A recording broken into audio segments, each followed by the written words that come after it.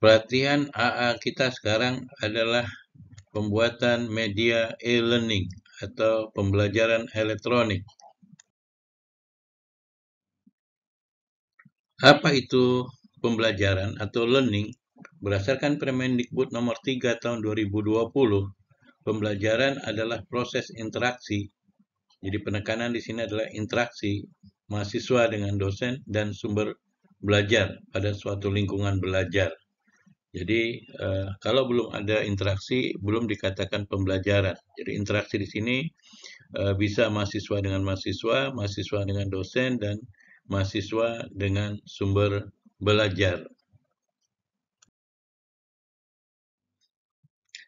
Selanjutnya, apa yang dimaksud dengan e-learning atau pembelajaran elektronik?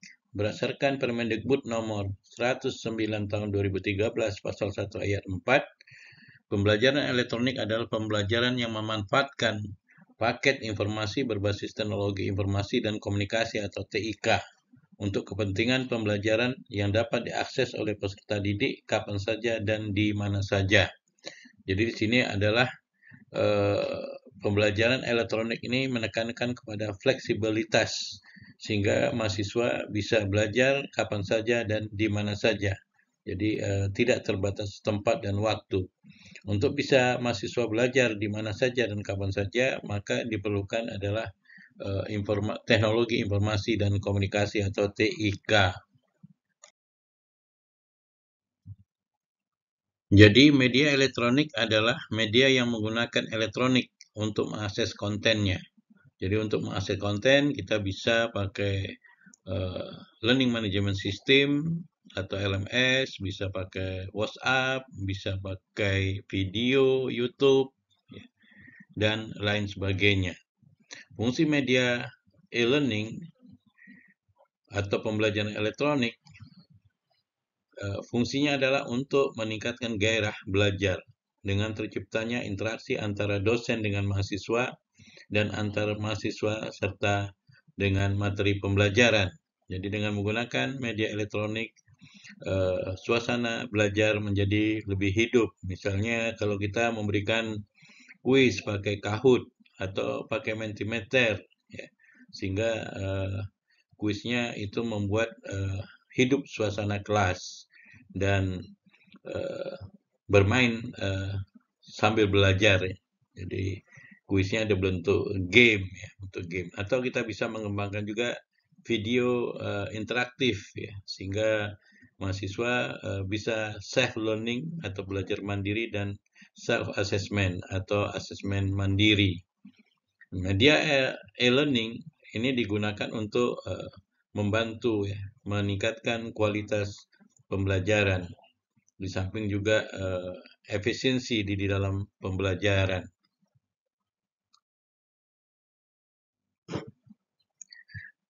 Media pembelajaran elektronik dapat dalam bentuk VR, virtual reality atau augmented reality atau AR, bisa dalam bentuk animasi, podcast, video, infografis, atau dalam bentuk format teks seperti PPT, Word, PDF, dan lainnya. Nah, media pembelajaran ini bisa kita lakukan dengan mengambil media orang lain. Dan kita menseleksi di sini mana yang relevan dengan materi pembelajaran kita. Sehingga kita dalam hal ini sebagai kurator. Ya. Jadi kita menseleksi media pembelajaran yang ada, yang diproduksi oleh orang lain, dan kita gunakan. Kelemahannya adalah kemungkinan tidak persis sama dengan desain pembelajaran yang kita buat.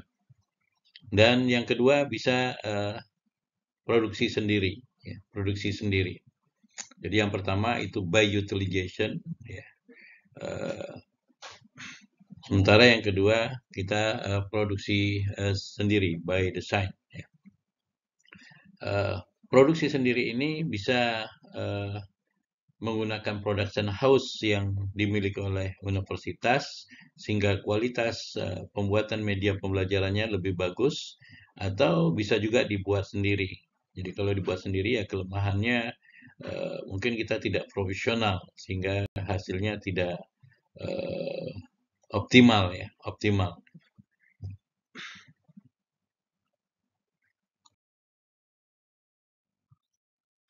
Untuk memproduksi video, kita bisa menggunakan kamera video atau bisa juga kita menggunakan smartphone, ya, kamera yang ada di smartphone, kamera video yang ada di smartphone. Atau bisa juga kita pakai zoom, ya. Jadi pakai zoom dengan menggunakan kamera laptop, ya, kita bisa membuat video. Termasuk juga dengan menggunakan PPT, ya. Jadi di PPT itu juga ada fasilitas untuk pembuatan video.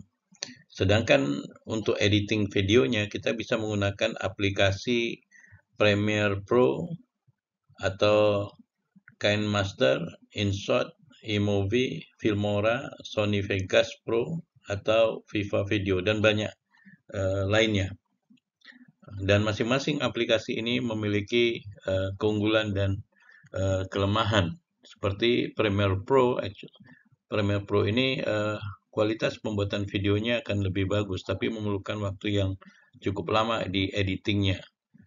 Berbeda dengan InShot misalnya. InShot ini sederhana fitur-fiturnya sehingga kita bisa membuat video lebih cepat, tidak banyak memakan waktu, cuman hasilnya juga tidak semaksimal yang kalau kita edit dengan Premiere Pro. Untuk produksi infografis, kita bisa juga menggunakan aplikasi Canva, ya, atau aplikasi Venngage, PictoChat, Easily, atau Fishme. Dan masing-masing aplikasi ini juga memiliki keunggulan dan kelemahannya, ya. Tergantung yang kita inginkan.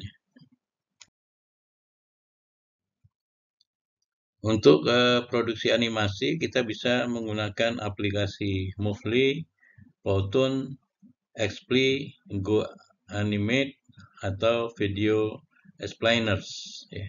Jadi Bapak Ibu bisa pilih ya mana yang disukai.